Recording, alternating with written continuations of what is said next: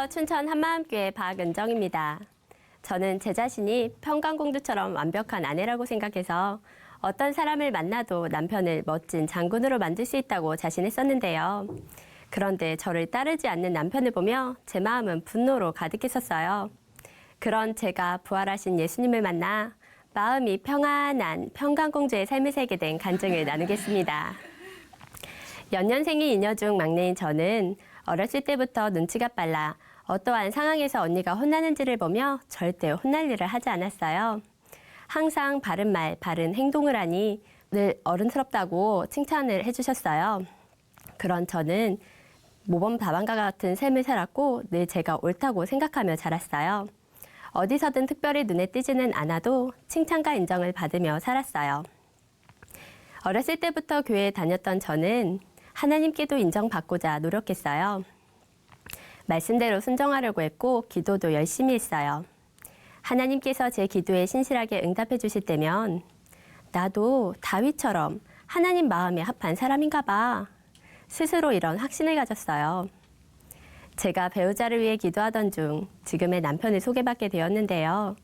저는 오직 하나님께서 저에게 보내주신 사람이라는 확신 하나만으로 기쁘게 결혼을 준비했어요. 어려운 집안 형편으로 인해 결혼할 엄두도 내지 못하는 남편에게 저는 내가 다 알아서 할 테니 걱정 마 했고 하나님 앞에 간절히 기도하며 혼자 결혼식을 다 준비했어요. 결혼식은 만족스러웠고 당시 유학 중이던 남편을 따라 해외에서 결혼 생활이 시작되었어요. 남편은 참 자상하고 저를 많이 사랑해 주었어요. 신앙생활도 열심히 했기에 술, 담배는 당연히 하지 않았고 저와 늘 함께 시간을 보내며 가정에도 충실했어요. 화장실 청소며 설거지, 음식물 쓰레기 처리 같은 집안일도 알아서 잘 해주었는데요. 요즘 나같이 좋은 남편 흔한 줄 알아? 남편이 조금의 생색이라도 내면 그런 건 당연한 거 아니야? 그 정도도 안 되면 내가 당신하고 결혼 안 했지. 저는 코웃음만 쳤어요. 남편은 자신을 지도해 주시는 스승님이나 학교 교수님들의 아내분들을 보며 저에게 그분들을 좀 본받으라고 했어요. 그분들은 남편 말에 무조건 네 하고 순종하는데 당신은 왜 그렇게 하지 않냐며 남편은 하는 거예요. 저는 그럴 때면 바로 됐거든? 따졌어요. 아니 지금이 무슨 조선시대야? 그리고 그것도 남편 나름이지. 저분들은 그런 인품과 영성이 되니까 그런 대접 받는 거야. 자기도 그 정도 수준 되면 내가 얼마든지 네 해줄게. 남편은 그런 저에게 눈에 도끼가 있다며 그나마 자기랑 결혼해서 그 도끼가 좀 빠진 것 같다고 결혼 전에는 더 했다며 농담 반 진담 반 섞인 말을 했어요. 저는 그 말을 들을 때마다 너무 기가 차서 당신이랑 살다 보니 그런 거 아니야. 나 원래 엄청 순한 여자거든. 제발 없는 도끼 생기게 좀 하지 마. 이렇게 쏘아붙였어요. 사실 저는 남편이 늘 못마땅했어요. 제가 원하고 계획한 대로 남편은 전혀 따라주지 않았거든요. 제가 열심히 밥을 해주면 무조건 맛있다고 먹어줘야 하는데 음식마다 이러쿵 저러쿵 토를 달질 않나. 없는 가정경제에 제가 계획한 대로 아껴 써도 부족할 판에 자기 마음대로 돈을 쓰는 남편을 보며 저는 엄청 스트레스를 받았어요. 하나부터 열까지 제가 원하는 대로 반응하지 않는 남편을 보며 제 마음엔 우라가 치밀었어요. 아니, 내 말을 들어야 내가 뭘 해주든가 하지. 이렇게 내 말 안 들으면 내가 어떻게 평강공주 역할을 해줘? 저는 제가 꿈꿔온 것과 너무나도 다른 결혼 생활에 답답하고 화가 나 엉엉 울어버렸어요. 그러자 그동안 별 반응이 없던 남편이 미안하다며 반응을 보이는 거예요. 그렇게 저는 결혼하고 3일에 한 번씩은 울었는데요. 눈물을 보여야만 반응을 보이는 남편으로 인해 점점 사소한 일에도 화를 내며 울었어요. 우는 일이 반복되니 남편은 그냥 눈물을 흘리는 정도에는 다시 별 반응이 없어졌어요. 결국 어느 날은 쌓이고 쌓인 화가 폭발해 대성통곡을 하며 집이 떠나가라 큰 소리로 목 나와 울었는데요. 그제야 놀란 남편은 자신이 잘하겠다며 반성을 하더라고요. 그런데 어떻게 그렇게 울 수 있냐며 저에게 분노의 초사이언이란 별명을 붙여주었는데요. 저는 몇 달에 한 번씩 분노의 초사이언이 되었어요. 이렇게 결혼 생활한 지 2년 정도 되었을 즈음 남편이 전적으로 믿고 따르던 한 지인과의 신뢰가 깨지면서 남편의 유학 생활과 지금까지 준비해온 진로가 다 무산이 돼 그대로 한국으로 돌아오게 되었어요. 갑작스런 상황에 많이 힘들어하며 아무 일도 하지 못하는 남편을 보며 저는 갓 돌된 딸아이를 맡기고 직장 생활을 시작했어요. 하루아침에 직장 생활에 육아와 살림까지 병행하려니 엄청 힘들었지만 평강공주로서 감당해야 하는 고난의 시간이라 생각하며 버텼어요. 그런데 이런 저에게 남편은 별로 고마워하는 것 같지도 않았고 학업과 진로도 딱히 이렇다는 방법을 찾지 못한 채 마음은 갈팡질팡하며 시간만 보내고 있으니 참 답답했어요. 이러다 내가 벌어오는 돈만 받았으며 그냥 집에 눌러앉는 거 아니야? 내가 생각한 건 이런 게 아닌데 언제까지 이런 고생을 해야 하는 거지? 남편을 볼 때마다 막막함과 불안함으로 마음엔 온갖 짜증과 분이 쌓여갔어요. 어느 날엔 도저히 분을 참아낼 수가 없어 혼자 설거지를 하다 생전해보지도 않던 욕을 막 내뱉었어요. 그런 제 모습에 저 자신도 놀랐는데요. 어쩌다 내가 이렇게까지 망가졌지? 절망이 되면서 저를 이렇게까지 만든 남편을 원망했어요. 하루는 지친 몸으로 퇴근해 집안일도 버거운데 아이가 울었어요. 그런데 남편은 신경도 쓰지 않고 딴청만 피고 있는 거예요. 순간 분이 폭발한 저는 더 이상 나보고 어쩌라고! 들고 있던 젖병을 남편에게 던져버렸고 그대로 집을 뛰쳐나와 차에 앉아 한참을 목 놓아 울었어요. 이 사람과 사는 한 평강공주 같은 아내가 될 수 없다는 결론을 내렸어요. 더 이상 결혼 생활을 유지해야 할 아무런 의미도 소망도 찾을 수가 없어 매일 밤을 눈물로 보냈어요. 그즈음 저의 이런 마음을 잘 알던 어느 지인이 우리 부부를 놓고 전반적인 수준의 점수를 말해주겠다고 했는데요. 남편의 점수를 저보다 훨씬 적게 말씀하시고는 남편에게 아내 말 잘 들어야 한다는 거예요. 그 말을 듣는데 제 속이 얼마나 시원하던지 마치 하나님이 저의 답답한 마음을 다 알아주시는 것만 같았어요. 저는 남편이 이제 제 말을 잘 들을 거라 기대했어요. 그런데 남편은 이런 저의 기대와는 달리 사람을 점수로 판단하는 게 말이 돼? 대체 무슨 기준으로 점수를 매기는 건데? 엄청 황당해하고 열받아 하는 거예요. 저는 지금까지 원하고 계획한 일을 이루지 못한 일이 없었는데요. 이 사람은 도저히 제가 어떻게 할 수 있는 사람이 아니구나 생각됐어요. 이런 사람과 어떻게 계속 같이 살 수가 있는지 답이 안 나오더라고요. 이후로 남편과는 점점 말이 통하지도 않아 5분도 대화를 할 수가 없었고 마음만 상하니 더 이상 상대하고 싶지도 않았어요. 이제 남은 건 이혼밖에는 없구나. 내 삶의 유일한 탈출구는 이것뿐이구나. 저는 매일 어떻게 이혼해야 하는지만 생각했어요. 뜻대로 되지 않는 현실로 인해 마음의 원망과 분이 가득했고 삶의 에너지는 이미 바닥이나 늘 우울한 상태였어요. 곁에서 누가 건들기만 해도 눈물이 쏟아질 것만 같았어요. 예수님을 믿는데도 왜 하루하루 지옥 같은 삶을 살고 있는 건지 도무지 알 수가 없었어요. 저는 정말 살고 싶었어요. 매일 저 좀 살려달라고 울부짖는 기도밖에는 할 수가 없었어요. 그러던 어느 날 저와 남편을 잘 아시는 선교사님을 만나게 되었는데요. 우리 상황을 들으신 선교사님은 무조건 춘천 한마음교회에 가보라는 거예요.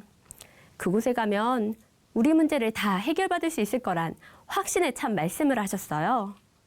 그래서 유튜브를 통해 그 교회 관련된 영상을 찾아보았는데요. 정말 놀라웠어요. 절대 해결받을 수 없을 것 같은 문제를 가진 사람들이 하나같이 부활하신 예수님을 만나 모든 문제를 해결받고 변화되어 복음을 전하는 삶을 살고 있다는 거예요. 저는 지금까지 신앙생활 열심히 해왔지만 이렇게 놀라운 변화는 본 적이 없었어요. 단순히 어떤 어려운 문제를 해결받은 정도의 체험 간증이 아닌 완전한 삶의 변화였어요. 아, 이곳에 가면 나도 살 수 있겠다. 반가운 마음과 함께 한 가닥 희망이 생겼어요. 얼마 후 춘천 한마음교회에 가게 되었고 작은 교회에 가서 매주 부활에 대해 듣게 되었어요. 부활의 복음은 너무나도 쉽고 명확했어요. 예수님이 성경의 예언대로 십자가에서 죽으시고 부활하심으로 예수님이 창조주 하나님이시고 이분이 우리의 진짜 주인이시다. 전능자 하나님이 이 땅에 왔다 가심으로 모든 문제를 다 끝내셨다. 예수님의 부활이 그 증거이기에 부활만 붙잡으면 이 땅에서 문제될 것이 하나도 없다고 하시는 거예요. 이 복음을 듣는데 예수님의 부활이 너무나도 확실하니까 제 삶에 막 생기가 돌았어요. 그런데 시간이 지날수록 저는 다시 전과 같이 분을 내고 있었고 삶은 여전히 힘겨웠어요. 예수님이 부활하셔서 모든 문제를 다 끝내셨다는데 왜 나는 아직도 힘들지? 고민이 되었어요. 그런 저에게 작은 교회 일꾼은 2000년 전에 부활하신 예수님이 지금 저와 무슨 상관이 있는지 물었어요. 저는 그 말이 무슨 말인지 몰라 대답조차 할 수가 없었습니다.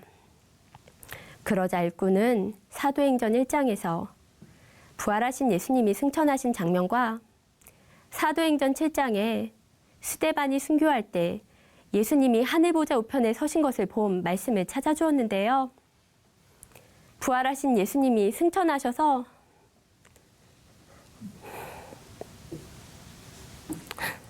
하늘 보좌에 앉으신 것이 그대로 저에게 실제가 되었어요. 예수님이 부활하셔서 지금 살아계시는구나. 만왕의 왕, 만유의 주, 부활하신 예수님이 온 우주 만물을 통치하시는 우리의 주인이셨어요. 이분이 저의 진짜 주인이신 거예요. 그대로 부활하신 예수님 앞에 서보니 예수님을 믿지 않는 것이 죄라는 사실이 정확하게 보였어요. 저는 제가 예수님을 믿지 않는다고는 단 한 번도 생각해 본 적이 없었어요. 그 누구보다도 제가 예수님을 사랑한다고, 예수님이 제 인생의 전부라고 늘 고백하며 살아왔어요. 하지만 제 마음의 주인은 예수님이 아니라 바로 저 자신이었습니다. 오직 제 만족을 위해 살아왔고 제 영광을 위해 살아왔어요. 저만 옳다고 생각하며 저만의 왕국을 세우고 그곳에서 왕노릇했던 거예요. 내가 옳은데 왜 나를 따라주지 않냐고. 하나님을 마음에 두기 싫어하고 제가 제 마음 보좌에 앉아 제가 주인 되어 이렇게 분내고 원망하며 살았습니다. 이런 저는 하나님을 향해 악쓰고 발악하는 마귀와 똑같았어요. 독사의 새끼, 진노의 자녀, 회칠한 무덤. 그게 바로 저였어요. 죄의 삭슨 사망. 창조주 하나님이신 예수님이 왜 죽으셔야 했는지 이제야 선명히 알아졌어요. 이런 저를 위해 예수님이 대신 죽어주신 거였어요. 저의 이 악랄한 죄 때문에 예수님이 죽으신 거였어요. 내가 예수님을 죽였구나. 죄 없으신 이분을 내가 십자가에 못 박았구나. 통곡이 터져 나왔어요. 죽어 마땅한 하나님의 원수인 저를 위해 바로 예수님이 죽으시고 부활하신 거였어요. 이런 저를 위해 예수님이 죽으시고 부활하셨는데도 제가 주인 된 이 자리를 끝까지 놓지 않으려고 버텼던 저의 중심은 마귀보다 더 악랄한 중심이었습니다. 하나님, 정말 잘못됐습니다. 지금껏 제가 이렇게 예수님을 믿지 않고 제가 주인 되어 살아왔습니다. 이것이 얼마나 무서운 죄인지 이제야 알았습니다. 다시는 저의 죄를 위해 죽으시고 부활하신 예수님 앞에서 제가 주인 되어 살지 않겠습니다. 부활하신 예수님만이 나의 참 주인이시고 나의 하나님이십니다. 하나님 앞에 엎드려 회개하고 부활하신 예수님을 제 마음의 주인으로 영접했습니다. 마음에서 주인이 바뀌니 모든 것이 다 한순간에 달라졌어요. 저를 위해 살던 괴물 같은 존재는 십자가에서 예수님과 함께 죽었고 이제는 오직 주를 위해 사는 새 피조물이 된 거예요. 제 마음에 예수님이 계시니 이전에 경험해보지 못했던 큰 기쁨과 평강이 가득해졌는데요. 아, 여기가 바로 천국이구나. 내 주 예수님 계신 곳이 바로 천국이었어요. 예수님이 제 마음의 주인이 되어주셨을 뿐인데 지옥을 향하던 제가 한순간에 천국을 누리는 사람이 되다니 진짜 기쁜 소식, 복음이었어요. 주인이 바뀌니 제 삶이 변하는 건 너무나도 당연하더라고요. 그동안 저는 남편이 왜 저를 인정해주지 않는지 이해할 수가 없었는데요. 실제 제 삶을 보니 살림에서 육아까지 무엇 하나 제대로 할 줄 아는 게 없었더라고요. 제 머릿속에서 저는 다 할 줄 안다고 생각했지만 그건 저만의 착각이었어요. 사실은 해야 하는 일도 할 줄 아는 일도 없이 살아왔더라고요. 그러고 보니 제가 말만 하면 결혼 전에는 부모님이 다 해주셨고요. 결혼해서는 남편이 다 해주고 있었던 거예요. 우리 집에서 가끔 작은 교회 모임을 하고 있는데요. 우리 부부의 모습을 지켜본 작은 교회 식구들이 어느 날은 남편을 보며 저런 남편 없다고 100점 만점에 200점짜리 남편이네 칭찬을 쏟아붓는 거예요. 이런 남편을 두고 저는 왜 우리 엄마처럼 안 해주냐고 삶의 모든 문제를 남편 탓으로 돌리며 살았습니다. 그동안 내 마음대로 당신을 무시하고 원망했어. 정말 미안해. 진심으로 용서를 구했어요. 이제는 남편의 말 한마디에도 네, 기쁘게 순종해요. 남편이 저의 머리니까요. 남편은 이런 저를 보며 진짜로 변했다고 감탄을 하더라고요. 남편도 그동안 자신을 힘들게 하던 모든 문제들을 복음으로 다 해결받았다며 정말 부활밖에 없다고 크게 기뻐했어요. 부활하신 예수님 앞에 굴복된 남편은 그동안의 오랜 방황을 끝내고 지금은 학원에서 영어 강사라며 기쁘게 생활하고 있어요. 남편과 저의 마음에 예수님이 주인이시니 이제는 주와 복음을 위해 한마음으로 달리는 사명자 부부가 되었습니다. 함께 새벽을 깨우며 영혼들을 위해 기도하고 가족들과 지인들에게 함께 복음을 전하고 있습니다. 저에게는 5살 된 딸이 하나 있는데요. 얼마 전에 아이의 어린이집 담임선생님과 아이에 대해 이야기를 하다가 자연스럽게 제 삶이 복음으로 변화된 이야기를 하게 되었어요.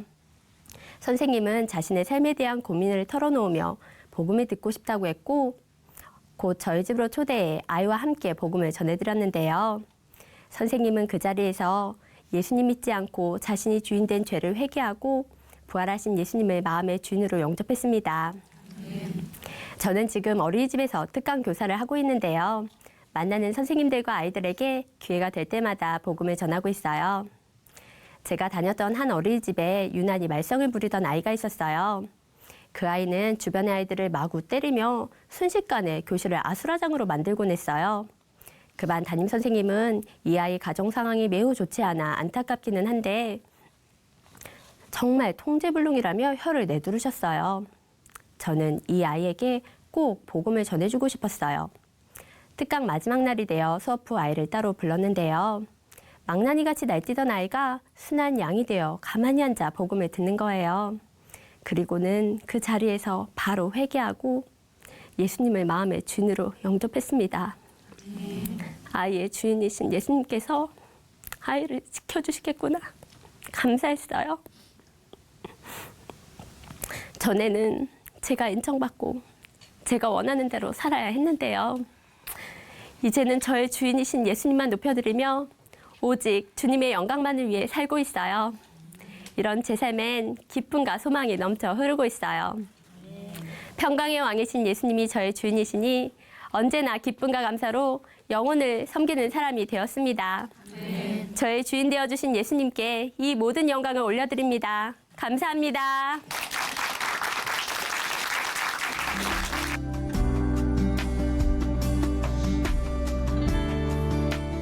안녕하세요. 춘천 한마음교회 성승배입니다. 사역자를 헌신했지만 그 헌신대로 살지 못하여 항상 마음에 짐이 있었는데 부활하신 예수님을 인격적으로 만나 그분을 제 마음의 온전한 주인으로 모심으로 제 인생 전체가 주님의 것이 되어버린 행복하고 깊은 사명자의 삶을 살게 되었습니다. 저를 이렇게 변화시킨 이 복음을 함께 나누려고 합니다. 저는 고2 때 연마을에 교회를 개척하신 전사님의 권유로 신앙생활을 시작했는데요. 처음부터 별 거부감 없이 성경이 잘 믿어졌어요. 그의 겨울방학 때 간 수련회에서는 큰 은혜를 받았는데요. 병원에서도 왜 그런지 이유를 알 수 없다는 허리 통증이 말끔히 사라졌고 꽃들이 노래하고 나무들이 춤을 추고 돌들이 소리 지른다는 게 무슨 말인지 알 것 같은 큰 기쁨을 체험하게 되었습니다. 이런 기쁨으로 토요일마다 전도를 다녔는데 어느 날 자기는 예수님을 믿고 싶은데 믿어지지 않는다고 말한 사람을 만나게 된 거예요. 아니 믿으면 믿는 것이고 안 믿으면 안 믿는 것이지 믿으려고 하는데 안 믿어진다? 이런 경우는 뭐지? 이럴 때는 어떻게 하지? 이것은 그 오랫동안 제게 숙제였고 나처럼 생각으로 쉽게 믿어지는 게 하나님의 큰 은혜구나라고 감사하게 되었습니다. 대학을 진학할 때 일이었는데요. 재수를 하고 면접을 보러 가는 날 아침에 일어나 보니 눈이 많이 쌓여 있는 거예요. 그래서 막힐 것을 예상하고 좀 더 서둘러 나왔는데 차가 얼마나 막히든지 결국 면접이 다 끝나버린 시간에 도착하게 되었어요. 따뜻한 시골에서 자라 눈 오는 날 서울의 교통 상황을 전혀 예측하지 못한 거였죠. 대학 가는 게 딱 한 번의 기회밖에 주어지지 않았던 시대라 너무나 참담했습니다. 마음 졸이며 종종 걸음으로 과사무실, 대학본부, 총장실을 찾아다니며 예언했지만 모두 거절을 당하니 어처구니 없는 황당한 상황 앞에 마음이 무너졌어요. 좀 더 빨리 나오지 못한 것에 대한 자책과 부모님께 대한 죄송함과 내 인생이 이대로 끝날 것 같은 절망감에 쏟아지는 눈물을 주체할 수 없었어요. 마치 미친 사람처럼 울다가 웃다가를 반복한 사이에 영등포역에 도착하니 그때 어떤 사람이 예수 믿으세요 라고 하면서 전도지를 주고 가는 거예요. 거기에는 수고하고 무거운 짐진 자들아 다 내게로 오라. 내가 너희를 쉬게 하리라는 말씀이 적혀 있었는데요. 그 말씀을 보는 순간 그 말씀이 그대로 살아서 제 속에 들어와 버리면서 저도 모르게 눈이 딱 감아져 버렸어요.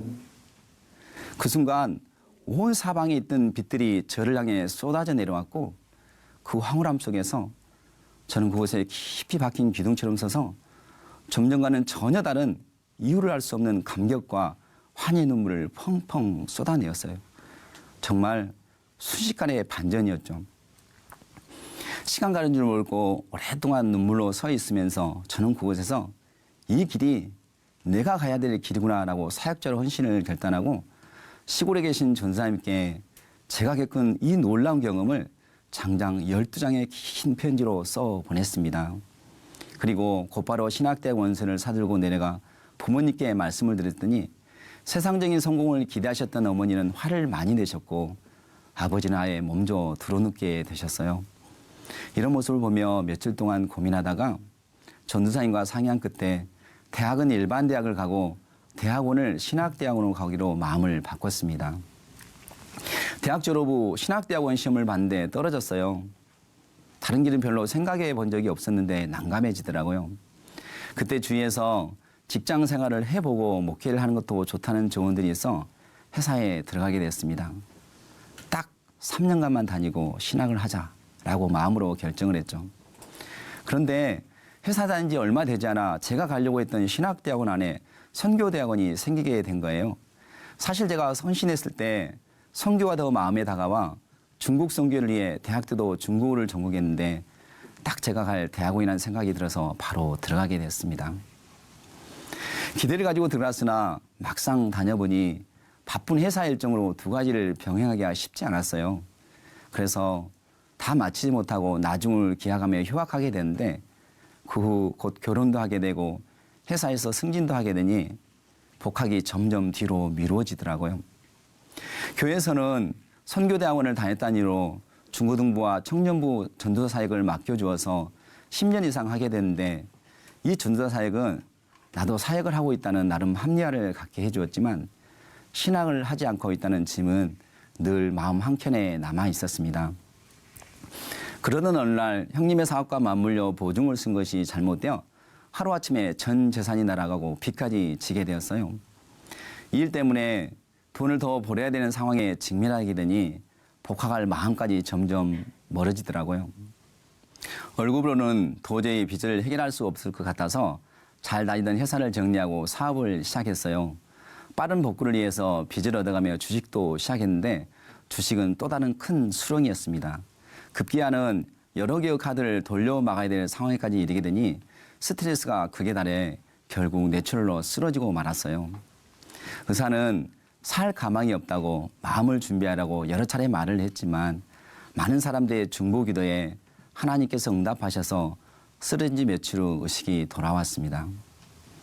의식이 돌아오고 얼마 안 된 주일날 병원 안에 있는 교회에서 침대에 누워 예배를 드리게 됐는데 그냥 회개와 감사의 눈물만 나오더라고요.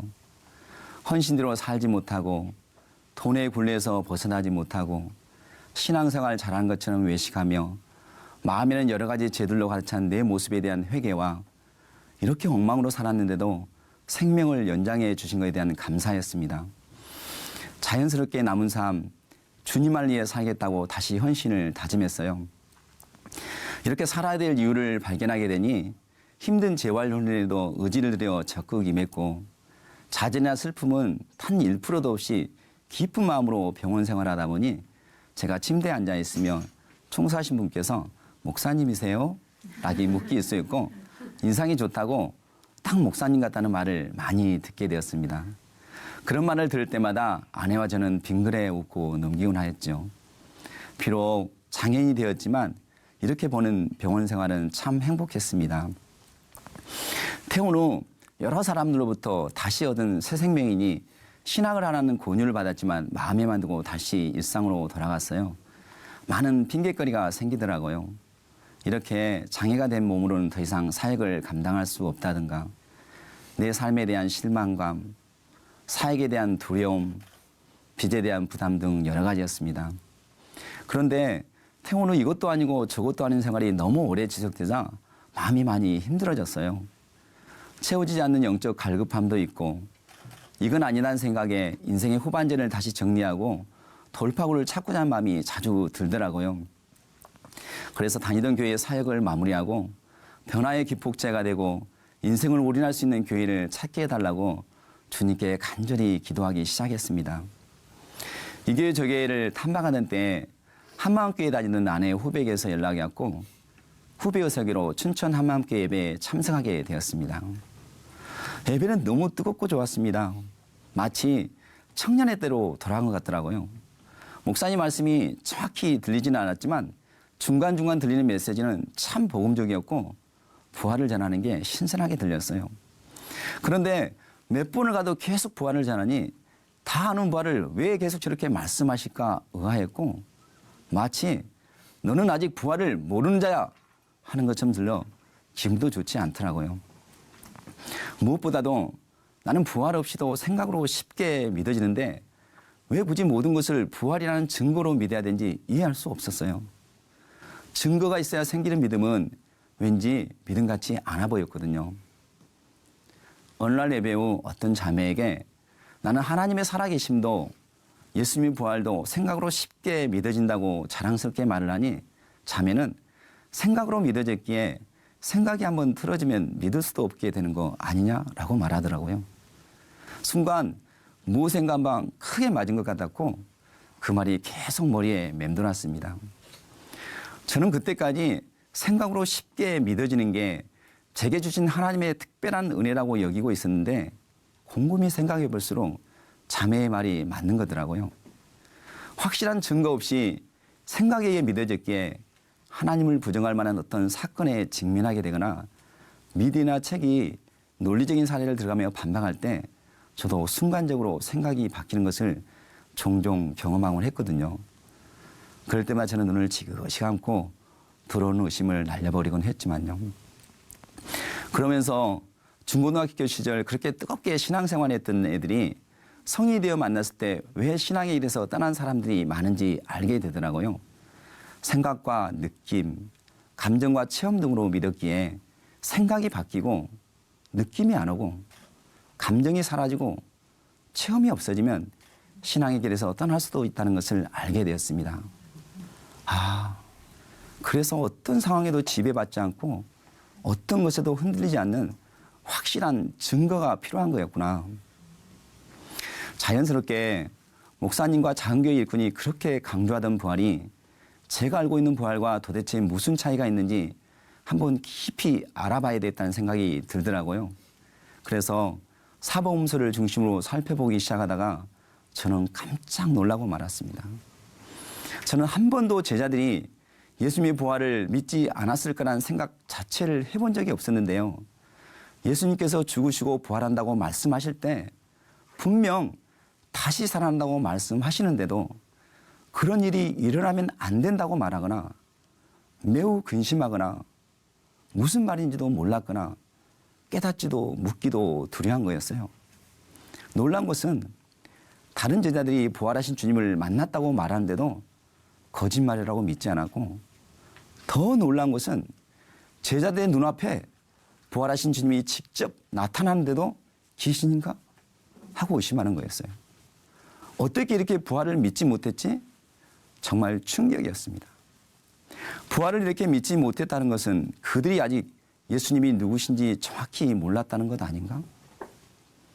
저는 한때 그렇게 많은 예수님의 기적을 직접 눈으로 보고도 십자가 앞에서 죽음이 무서워 다 도망갈 수 있을까? 의문을 가진 적이 있었는데요. 예수님이 누구신지 정확히 모르는 상태에서 예수를 위하여 자기의 하나밖에 없는 생명을 던질 사람은 아무도 없겠더라고요. 그러면서 저를 보게 되었습니다. 이렇게 제자들도 믿지 못한 부활을 나는 어떻게 그렇게 생각으로 쉽게 믿게 되었을까?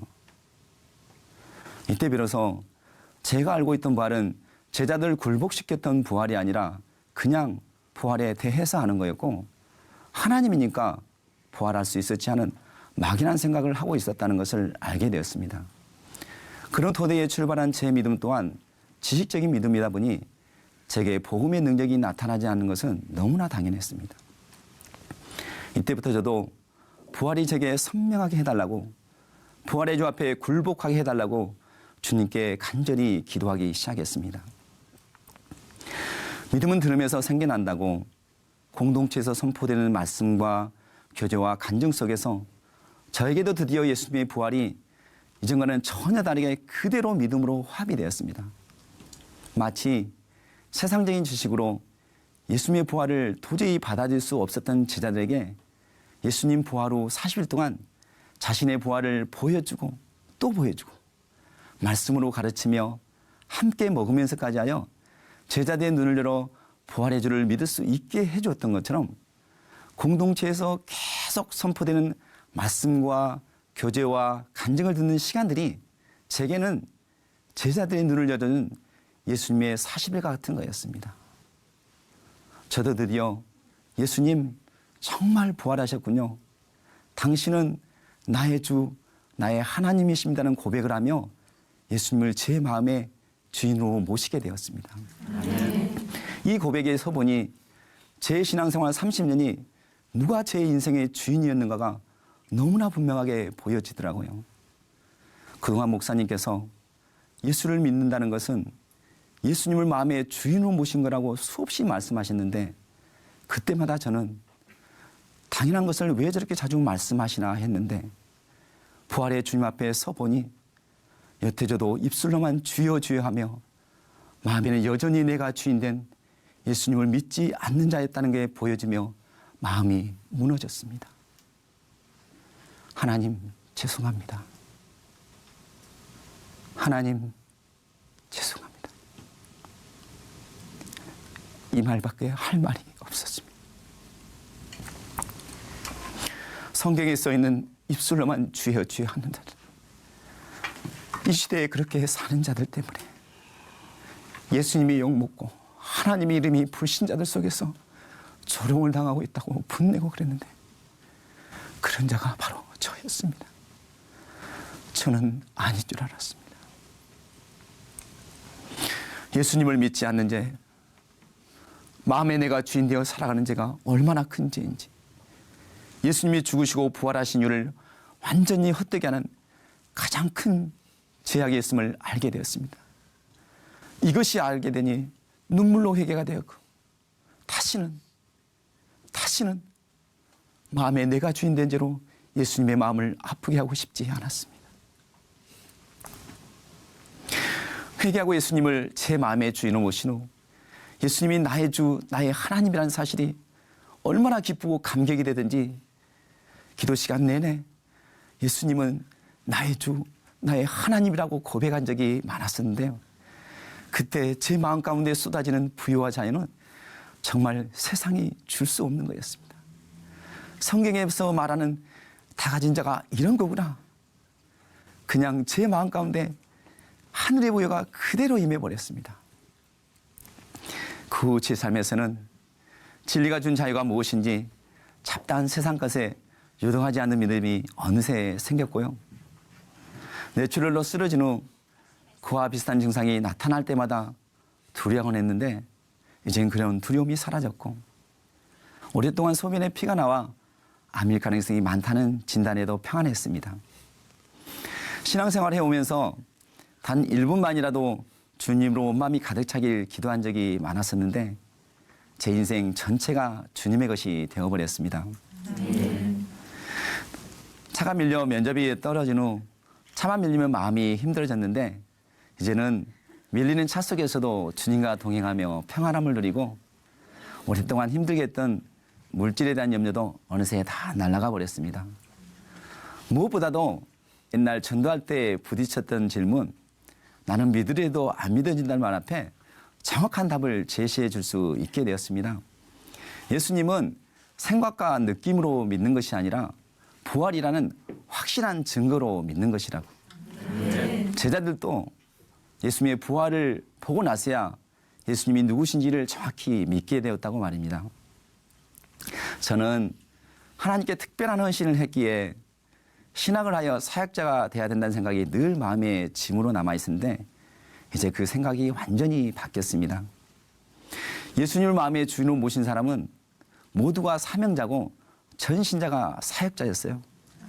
이것이 바로 예수님께서 아버지께서 나를 보낸 같이 나도 너희를 보낸다는 말씀의 진정한 의미라는 것을 알게 되었습니다. 헌신은 특별한 사람들만이 하는 것이 아니라 모두가 당연한 헌신자였어요.